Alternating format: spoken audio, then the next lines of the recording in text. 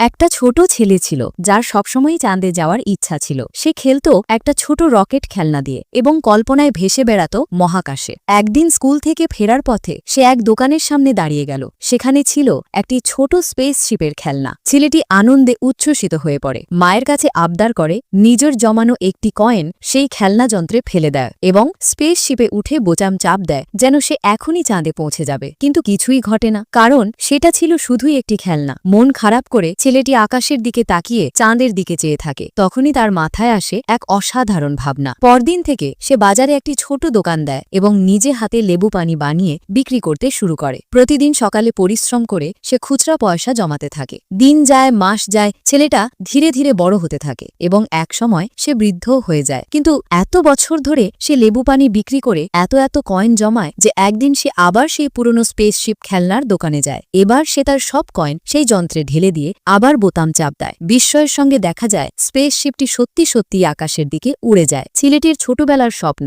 অবশেষে বাস্তব হয়।